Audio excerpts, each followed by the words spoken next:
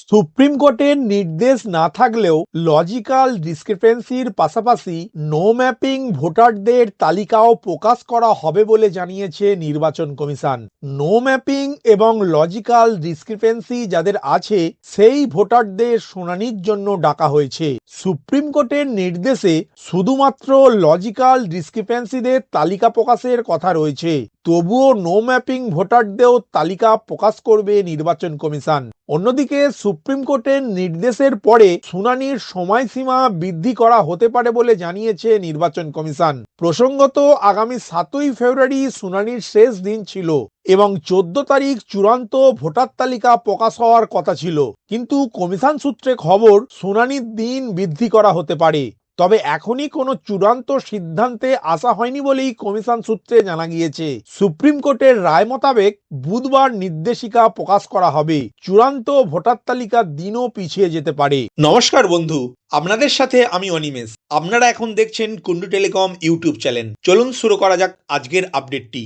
Voter তালিকার বিশেষ নিবিড় সংশোধন বা এসআইআর প্রক্রিয়ার তথ্যগত অসঙ্গতি বা লজিক্যাল ডিসক্রিপেন্সির তালিকা প্রকাশ করতে হবে নির্বাচন কমিশনকে। সোমবার শুনানি পর্বে এমনটাই নির্দেশ দিয়েছিল দেশের সুপ্রিম কোর্ট। মঙ্গলবার শীর্ষ আদালত এই সংক্রান্ত 10 দফা নির্দেশিকা প্রকাশ করেছে।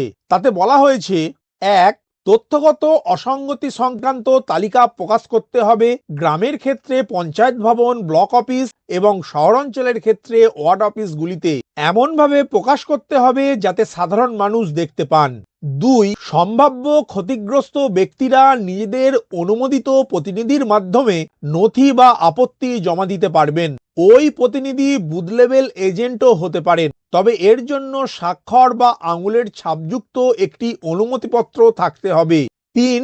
নথি বা আপত্তি পঞ্চায়েত অথবা ব্লক দপ্তরে জমা দেওয়া যাবে। 4. পঞ্চায়েত বা ব্লক দপ্তরে তালিকা প্রকাশের দিন থেকে অতিরিক্ত 10 দিন সময় দিতে হবে।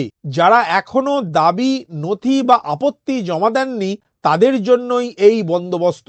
5. নির্বাচন কমিশন এবং রাজ্য নির্বাচন কমিশনকে পর্যাপ্ত কর্মী নিয়োগ করতে হবে যাতে পঞ্চায়েত ও ব্লক দপ্তরে নথি গ্রহণ ও শুনানির কাজ সুষ্ঠুভাবে করা যায়। 6. প্রয়োজনীয় কর্মী ও নিরাপত্তা বাহিনী মোতায়েন নিয়ে কমিশন এবং রাজ্যের জারি নির্দেশ যথাযথভাবে পালন করতে হবে প্রত্যেক জেলা শাসককে। 7. এই প্রক্রিয়ায় যাতে কোনো আইন শৃঙ্খলার সমস্যা না হয় তা দেখতে হবে রাজ্য পুলিশের ডিজি, প্রতিটি জেলার পুলিশ সুপার এবং জেলা শাসককে। সম্পূর্ণ প্রক্রিয়া যাতে নির্বিঘ্নে হয় তা নিশ্চিত করতে হবে। আর কোনো ভোটারকে নথি বা আপত্তি জমা দেওয়ার সুযোগের পাশাপাশি ব্যক্তিগতভাবে অথবা তাদের অনুমোদিত প্রতিনিধির মাধ্যমেও শুনানির সুযোগও দিতে হবে যাতে যথাযথ সিদ্ধান্ত গ্রহণ করা যায়। 9.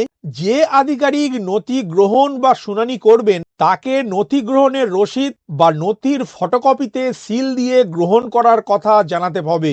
10. শুনানির সময় মাধ্যমিকের অ্যাডমিট কার্ড যেখানে জন্ম তারিখ উল্লেখ থাকে তা মাধ্যমিক পাস সার্টিফিকেটের বিকল্প নথি হিসাবে জমা দেওয়া হতে পারে। এই প্রসঙ্গেই কমিশন সূত্রে খবর, পশ্চিমবঙ্গে নো ম্যাপিং ভোটারের সংখ্যা 31,68,426টি। 94,49,132 জন ভোটার রয়েছেন তথ্যগত অসঙ্গতি বা লজিক্যাল ডিসক্রিপেন্সির তালিকায়। এ রাজ্যের প্রায় 1,40,00,000 ব্যক্তিকে নথি যাচাইয়ের জন্য নোটিশ দেওয়া হয়েছে। এই নোটিশ প্রাপ্ত ব্যক্তিদের মূলত 3টি শ্রেণীতে ভাগ করা হয়েছে। প্রথমত ম্যাপড ভোটার, অর্থাৎ যাদের নাম 2002 সালের এসআইআর তালিকায় রয়েছে। দ্বিতীয়ত আনম্যাপড ভোটার, অর্থাৎ যাদের নাম 2002 সালের এসআইআর তালিকায় নেই। তৃতীয়ত লজিক্যাল ডিসক্রিপেন্সি, অর্থাৎ যাদের তথ্যগত অসঙ্গতি রয়েছে এমন ভোটার। কমিশনের নির্দেশিকা আসার পরই নো ম্যাপিং ভোটার এবং লজিক্যাল ডিসক্রিপেন্সি ভোটারের তালিকা প্রকাশ করা হবে। আর এই সব তালিকা জেলা শাসক তথা জেলা নির্বাচনী আধিকারিক এবং ইআরওদের কাছেই রয়েছে। ভিডিওটি প্রথম থেকে শেষ পর্যন্ত দেখার জন্য ধন্যবাদ। এই ইনফরমেটিভ আজকের আপডেটটি আপনার বন্ধু ও পরিচিতদের জানাতে বেশি বেশি করে শেয়ার করবেন আর অবশ্যই কমেন্ট করবেন ভিডিও সম্বন্ধে আপনার কোনো ডাউট বা জিজ্ঞাসা থাকলে এবং আপনার কোনো মতামত জানাবেন। ভালো থাকবেন, সুস্থ থাকবেন।